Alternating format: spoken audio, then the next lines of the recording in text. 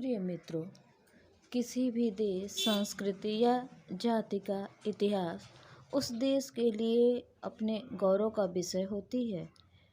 इसी बात को ध्यान में रखते हुए आगामी बीएड प्रवेश परीक्षा, यूजीसी नेट और अन्य प्रतियोगी परीक्षाओं को दृष्टिगत करते हुए मैंने प्राचीन भारत के इतिहास से अत्यंत महत्वपूर्ण प्रश्नों का एक छोटा सा संग्रह प्रस्तुत करने का प्रयास किया है।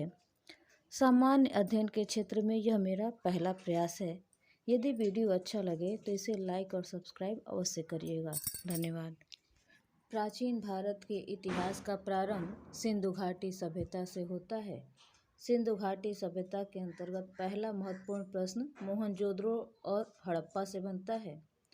सिंधु घाटी सभ्यता से जुड़े नगर मोहनजोदड़ो की खोज राखालदास बनर्जी ने 1922 ईस्वी में की थी।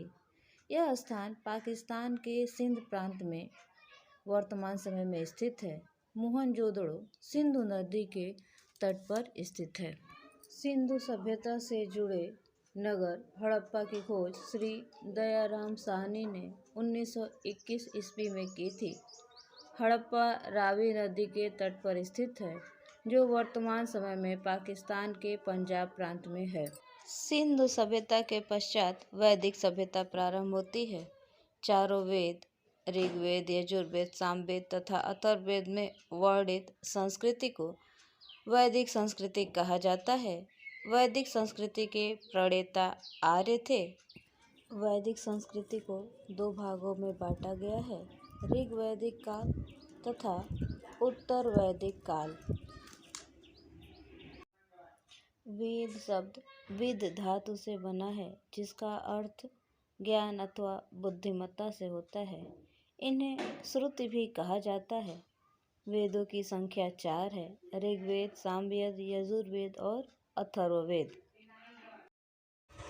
ऋग्वेद, सामवेद, यजुर्वेद को वेदत्रयी कहते हैं। वेदों के संकलनकर्ता महर्षि कृष्ण द्वैपायन वेद व्यास को माना जाता है। ऋग्वेद सबसे प्राचीन वेद है।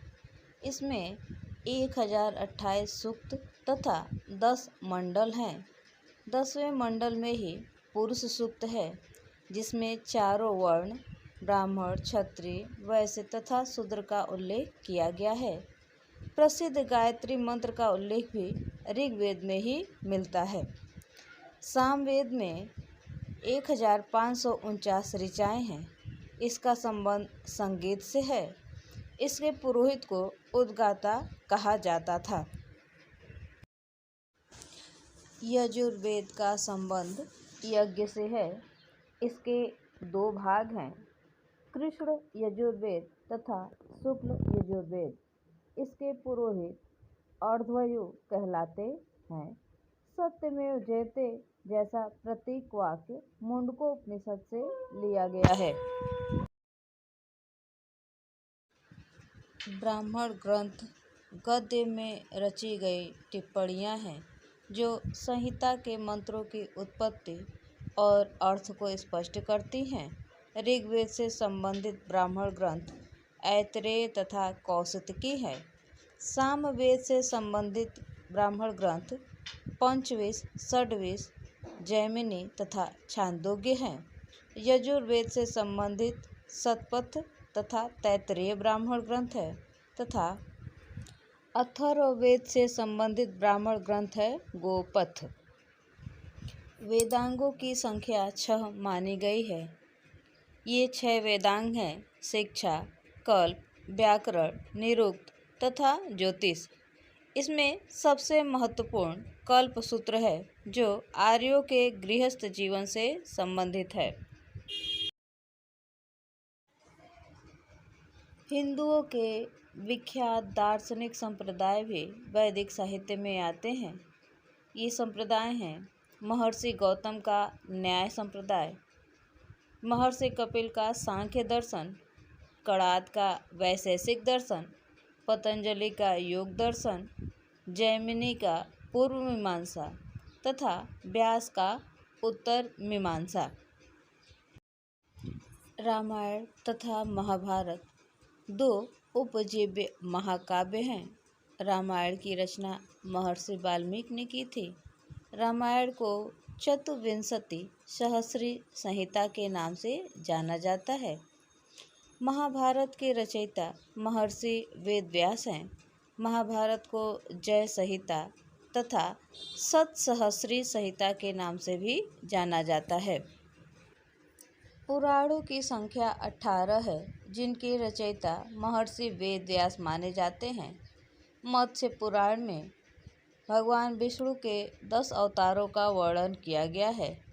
ब्राह्मणवाद के विरुद्ध प्रतिक्रिया के रूप में 6ठी शताब्दी में 2 संप्रदायों का उदय हुआ, जैन धर्म तथा बौद्ध धर्म। जैन धर्म की स्थापना ऋषभदेव ने की, जो जैन धर्म के प्रथम तीर्थंकर माने जाते हैं, किंतु इसको प्रसारित करने का श्रेय 24वें तीर्थंकर वर्धमान महावीर को दिया जाता है।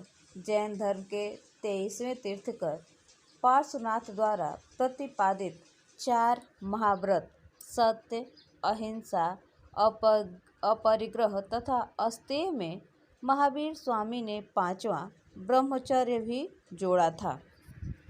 आगे चलकर जैन धर्म 2 पंथों में बटा, श्वेतांबर तथा दिगंबर। श्वेतांबर वे जो श्वेत वस्त्र धारण करने वाले थे और दिगंबर नग्न रहने वाले थे।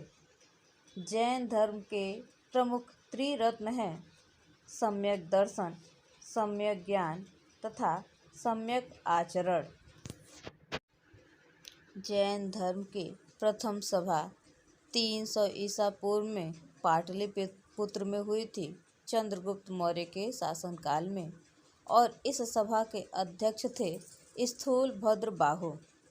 जैन धर्म की द्वितीय सभा ध्रुवसेन के शासनकाल में वल्लभी में 512 ईस्वी में हुई थी, जिसके अध्यक्ष देवार्ध क्षमा श्रवण थे।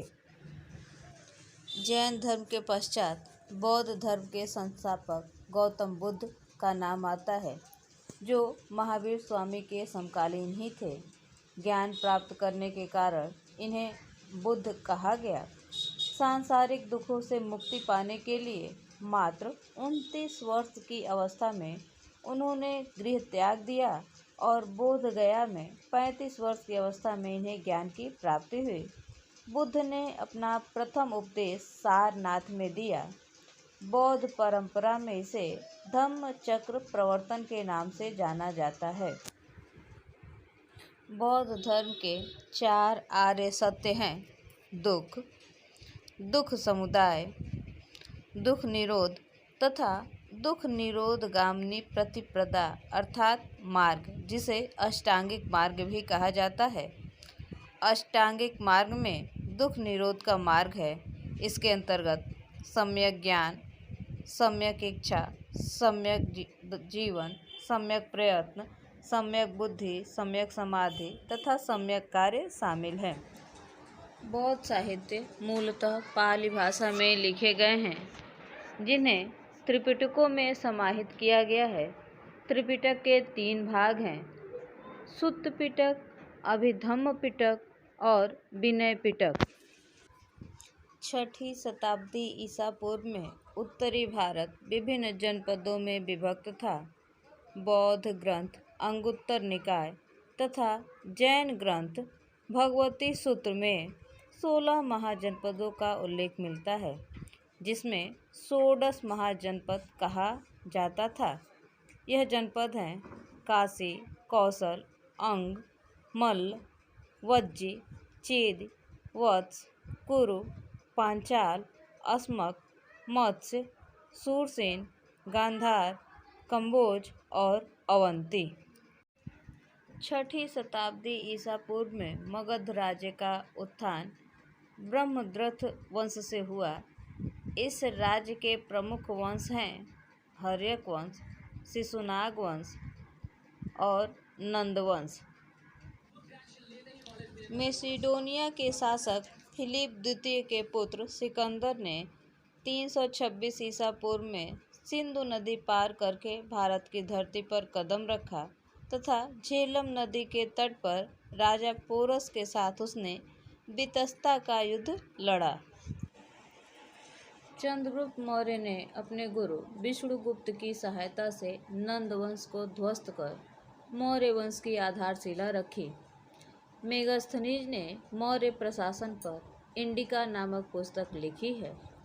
चंद्रगुप्त मौर्य का उत्तराधिकारी बिंदुसार था, जिसे अमित्रघात भी कहा जाता था। इतिहास प्रसिद्ध सम्राट अशोक ने अपने 99 भाइयों की हत्या कर राजगद्दी प्राप्त की थी, किंतु कलिंग युद्ध के भयंकर नरसंहार और रक्तपात को देखकर उसका हृदय द्रवित हो गया और उसने उपगुप्त से शिक्षा प्राप्त कर बौद्ध धर्म को स्वीकार कर लिया और देव नाम प्रियदर्शी नाम से प्रसिद्ध हुआ।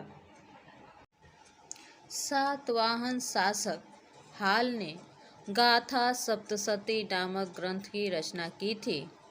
इस काल में तांबे, कांसे और शीशे के सिक्कों का प्रचलन प्रारंभ हुआ था। कुषाण शासक कनिष्क के दरबार में वसुमित्र, अश्वघोष तथा नागार्जुन जैसे बौद्ध दार्शनिक निवास करते थे। नागार्जुन को भारत का आइंस्टीन कहा जाता है। इन्होंने अपनी पुस्तक माध्यमिक सूत्र में सापेक्षता का सिद्धांत प्रतिपादित किया था। प्रसिद्ध पुस्तक कामसूत्र की रचना वात्स्यायन द्वारा कुषाण काल में ही की गई। कनिष्क के राजवैद्य चरक ने चरक संहिता की रचना की। यह काल गांधार शैली की उत्पत्ति का काल भी था। कुल मिलाकर कुषाण वंश अत्यंत समृद्धशाली काल कहा जाता है। गुप्त वंश के शासक समुद्रगुप्त को भारत का नेपोलियन कहा जाता है। समुद्रगुप्त के बाद उसके पुत्र चंद्रगुप्त द्वितीय शासक बना, जिसका उपनाम विक्रमादित्य था। प्राचीन भारत के श्रेष्ठतम साहित्य प्रतिभा महाकवि कालिदास विक्रमादित्य के राज्यसभा के रत्न थे। धन्वंतरी जैसे प्रसिद्ध चिकित्सक इसी दरबार में थे और चीनी यात्री फाहियान भी इसी दरबार में आया था। वर्धन राजवंश के शासक हर्षवर्धन बौद्ध धर्म के अनुयायी थे। उन्होंने संस्कृत में नागानंद, रत्नावली तथा प्रियदर्शिका नामक नाटकों की रचना की थी, जिसे हम संस्कृत साहित्य के इतिहास में भी पढ़ते हैं। हर्षवर्धन के दरबार में संस्कृत के महाकवि बाणभट्ट, मयूर कवि और भीमसांग जैसे विद्वान को आश्रय प्राप्त था। चंद्रगुप्त द्वितीय के पुत्र कुमारगुप्त प्रथम ने नालंदा विश्वविद्यालय की स्थापना की, जिसे ऑक्सफोर्ड ऑफ महायान बौद्ध कहा गया। नालंदा विश्वविद्यालय विश्व का प्रथम विश्वविद्यालय था। पाल साम्राज्य के शासक धर्मपाल ने नालंदा विश्वविद्यालय का पुनरुत्थान किया तथा विक्रमशिला विश्वविद्यालय की स्थापना की, जहां वज्रयान शाखा की पढ़ाई कराई जाती थी। यह प्राचीन भारत के इतिहास से संबंधित महत्वपूर्ण तथ्यों का संकलन था। मध्यकालीन भारत से संबंधित जो महत्वपूर्ण तथ्य है उसे अगले वीडियो में प्रस्तुत करूंगी। कृपया चैनल को सब्सक्राइब करें, लाइक करें और शेयर करें। धन्यवाद।